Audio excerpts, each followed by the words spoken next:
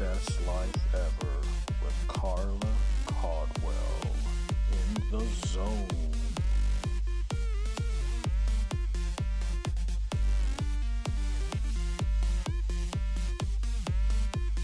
Live your best life ever with Karla Cauldwell in the zone.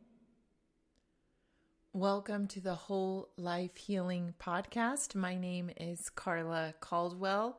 I am your nurse coach and host for the podcast. I'm so grateful you are here, and I'm going to ask you in the beginning, if I say something that you find helpful, will you please share this episode with your network? Please help me to reach more people, especially if you think what I'm talking about is helpful. Today, I am going to talk about that incessant companion in our mind, that commentator, the voice that is going every waking moment. And sometimes it feels like even in our sleep. And I'm not talking about intentional, mindful thoughts in our brain, because I do think that when we're intentional about our thinking, very helpful. I'm just talking about that constant voice, the voice that's telling you, oh, look at that plant over there. What are they doing over there? What's happening here? Why did this happen? Or like even the loops of like reviewing over and over. Not helpful. None of it is very helpful. And I've thought about this before. I knew that I wanted to minimize that voice. I wanted to really be intentional about my thinking. I am thinking about it in a new way because of this book that I'm reading, The Untethered Soul by Michael Singer. I've actually read it several times and will probably keep reading it forever because I keep getting new insights and nuggets. And there's something he said in the book that really resonated. He talked about this commentator. And he asked, when was the last time you were free to take a shower without that constant commentator? And I don't know why. I thought that was interesting. And I thought, I'm going to have to pay attention. And I think I forgot about it for a while. But then yesterday I was showering and my mind was looping. It was going on and on about, I don't know, I was replaying a conversation that I had been a part of. There was all these thoughts, like I would look at my soap and then I think about where I bought the soap and then I needed to buy new soap and whatever happened to so-and-so. It was nuts. And all of a sudden, it's like I woke up and I thought, wow, this is what he's talking about. And when was the last time I showered without all of this noise? I don't know. And I started thinking about what would it be like to just shower with all this noise? So for the rest of my shower, I did my best not to let the commentator go wild. Basically, I'd notice when my mind started thinking, I'd say, no, just focus on the shower. So I was trying to focus on feeling the water, feeling the soap, listening to the water, the smell of the water and the soap. And it was such a beautiful experience. And it got me to thinking, how many parts of my life am I not fully enjoying because I'm letting this little silly commentator go on and on and on, like take center stage. And I thought, I have to do something about this. That's it.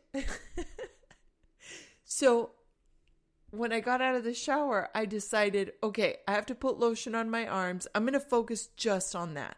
I'm just going to focus on the lotion on my arms. And it was such a beautiful experience. It felt like 100 hugs. It was so soothing. And it felt so nice. And again, I thought, how many times have I missed out on this because I was focused on the commentator in my head, going on and on about random things that don't even matter.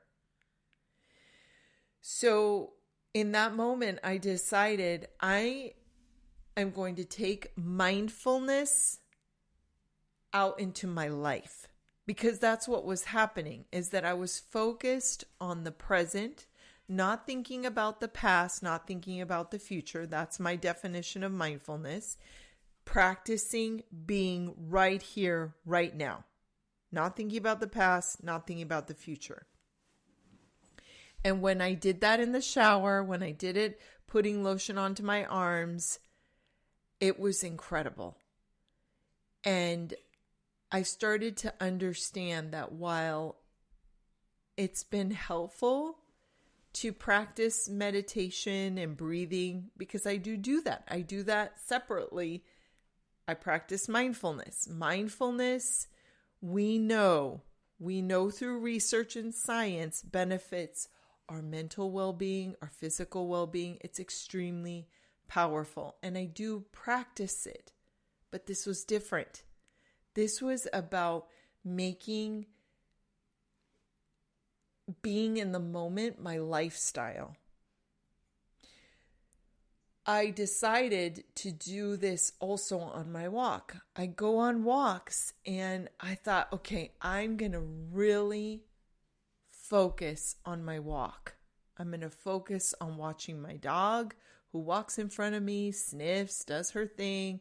I'm going to listen to my environment. There was a lot of birds this morning. I'm going to look at the colors of the trees and the sky, and I'm going to do my best to be in my walk.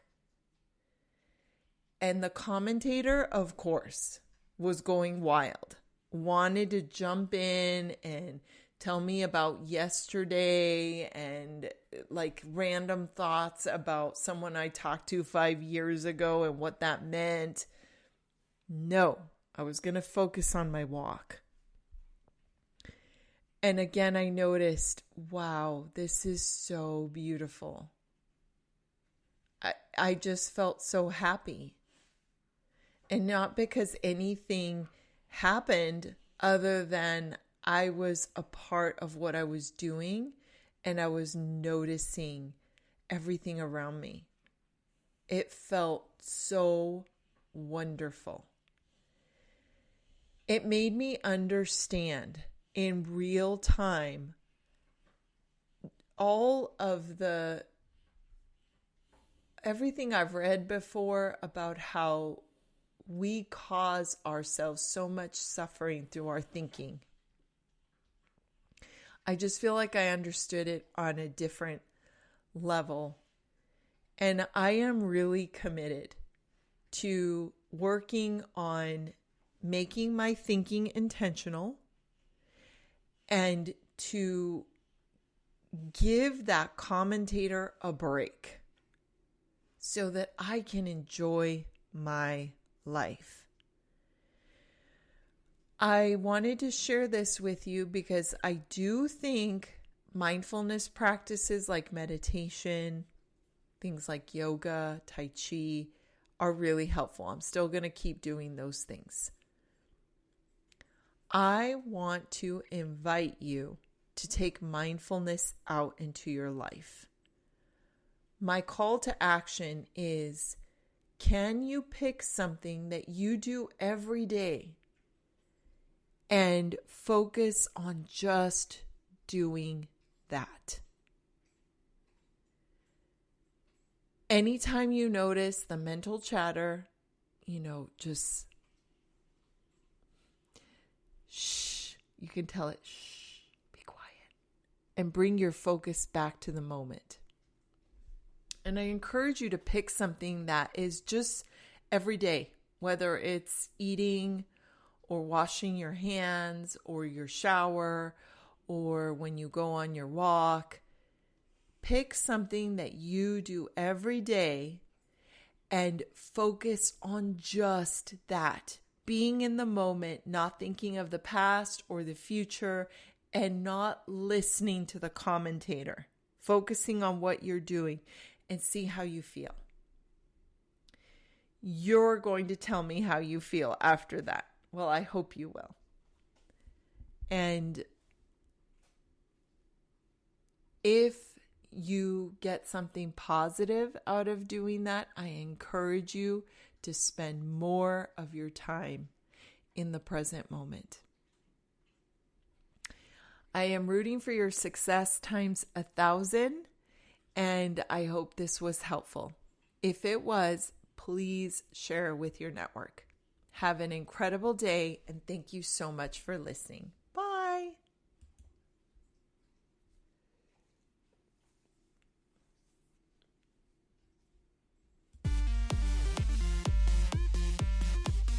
Live your best life ever with Karla